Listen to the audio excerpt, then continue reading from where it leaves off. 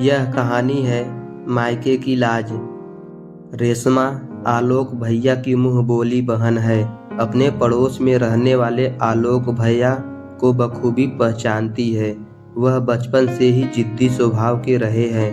प्यार से भले ही बात सुन ले, पर जोर जबरदस्ती से उनसे कुछ मनवाना असंभव था। सरकारी नौकरी लगते ही उनके लिए अच्छे घरों से रिश्ते आने लगे थे। ऐसे में उन्हें अपने ही शहर की लड़की प्रिया पसंद आ गई। प्रिया के पिता कपड़ों के व्यवसायी थे। शहर में अच्छा भला नाम था उनका। 2 भाइयों की अकेली बहन प्रिया परिवार की राजदुलारी थी। जब तक माता पिता जीवित रहे खूब मान दान होता रहा, और वह भी मायके के नाम पर वैसे ही इतराती रही जैसे उसकी मायके में कभी कम ना होगी। 6 महीने पहले जब पिताजी गुजरे तो जैसे उसकी दुनिया ही लुट गई। अपने घर परिवार का मोह त्याग कर वही रहने लगी। एक बार बेटा मनाकर वापस लाया भी, पर वह माँ को संभालने की बात कहकर सबसे लड़कर मायके वापस चली गई। पुरुष का हृदय तो एक साथ कई लोगों के स्नेह को संभाल लेता है, मगर स्त्री के लिए मुश्किल होता है। प्रेमी या पति, मायका या ससुराल, बेटी या बहू में अक्सर एक को ही चुन पाती है, क्योंकि स्वभावतः एकनिष्ठ प्रेम ही निभाने में यकीन करती है। बस इसी तर्ज पर वह पिता के घर को ही अपना घर मानती रही।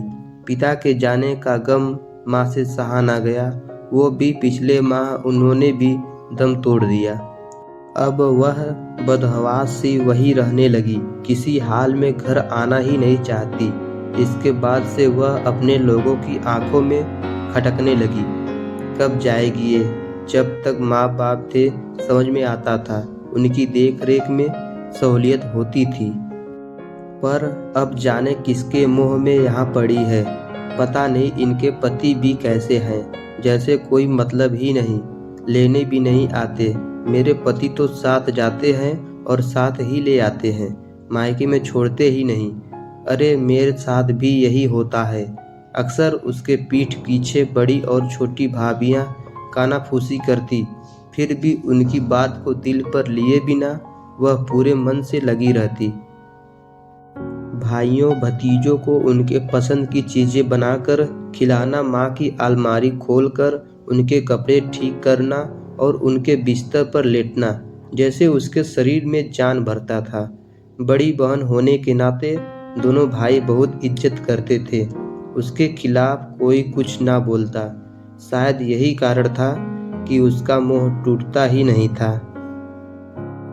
भाभियों का क्या था, उन्हें तो 24 घंटे वाली मुफ्त की नौकरानी मिल गई थी, जबकि पैसों के आगे भी काम संभालने वाले नसीब से मिलते हैं। यहाँ तो बिल्ली के भाग्य से सिक्का टूटा था। सब भांप चुके थे कि ना तो वह ससुराल जा रही है और ना ही कोई बुलावा आ रहा है। अब वे जब तब घर के सारे काम प्रिया पर छोड़कर बाहर जाने लगी। अपने भाइयों के स्नेह पर घमंड करती बहन से जब सगे भाई भी कतराने लगे, तब उसे अफसोस होने लगा। सोचने लगी कि काश इतना मोह अपने घर परिवार से किया होता तो कम से कम सम्मान तो पाती। आज न तो मायका हाथ में था और न ही ससुराल। अंततः उसने रेशमा को फोन किया। दीदी, आप मेरे मायके की लाज रख लीजिए। रेशमा बोली। क्या हुआ भाभी, आप ठीक तो हैं? रेशमा ने उनकी घबराई आवाज़ को सुनकर पूछी। अभी तक तो ठीक हूँ, पर आगे का कुछ पता नहीं। आप ऐसी बातें क्यों कर रही है? जरा खोल कर बताइए कि क्या बात है? रेशमा ने पूछी, जबकि उसे पता था कि प्रिया भाभी आलोक भैया से झगड़कर महीनों से मायके में जाकर बैठी हैं।